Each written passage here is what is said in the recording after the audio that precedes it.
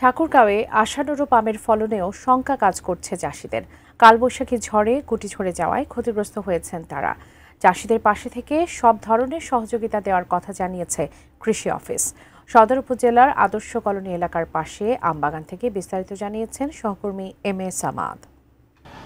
ঠাকুরগাঁওয়ের যারা চাষিরা রয়েছেন, যারা বিশেষ করে আম বাগান করেছেন, তাদের এবার প্রত্যাশা ছিল যে গেল বছরের যে কিছুটা ঘাটতি সেটি পুষিয়ে এবার তারা ভালো ফলন, যদিও তাদের আমের মুকুল বেশ ভালো ছিল, তাদের প্রত্যাশা ছিল এবার তারা ভালো ফলন পাবেন। তবে দুদিন আগে যে কালবৈশাখী ঝড় এবং এখনও যে আবহাওয়া, এই আবহাওয়ায় কিন্তু কিছুটা শঙ্কা কাজ করছে কৃষকদের। আমরা কয়েকটি বাগান ঘুরে যতটুকু দেখলাম যে এই যে আমের যে মুকুলগুলো রয়েছে সেগুলো অনেকটা ভেঙে গিয়েছে, যেগুলোতে ফলন এসেছে সেই ছোট ছোট আমের যে গুটিগুলো রয়েছে সেগুলোতে অনেকটা ধরনের ক্ষতিগ্রস্ত হওয়ার যে প্রবণতা সেটি কিন্তু আমরা দেখেছি। আমরা কয়েকজন এই আম বাগানে যারা মালিক রয়েছে এবং যারা চাষি রয়েছে, যারা আম বাগান কিনে নিয়েছেন এই শুধুমাত্র আম চাষাবাদ করার জন্য, তাদের সঙ্গে কথা বলেছিলাম আমরা। তারা বলেছেন যে তাদের যে প্রত্যাশা ছিল এবং আশানুরূপ যে ফলনের কথা ছিল সেটি কিন্তু কিছুটা তারা শঙ্কা কাজ করছে। আমরা এটা নিয়ে জেলা কৃষি অফিসের সঙ্গে আমাদের কথা হয়েছিল। তারা বলছেন যে ফলন তো খুবই ভালো ছিল, এবারে মুকুল যেহেতু ভালো ছিল, কয়েকটি বাগানে ফলনও ভালো এসেছে। তবে এই কালবৈশাখী ঝড় কিছুটা ক্ষতিগ্রস্ত হয়েছে। তবে কিছু সার এবং কীটনাশক এবং সেচের কথা তারা বলছে, সেটি যদি তারা দেয় তাহলে তাদের যে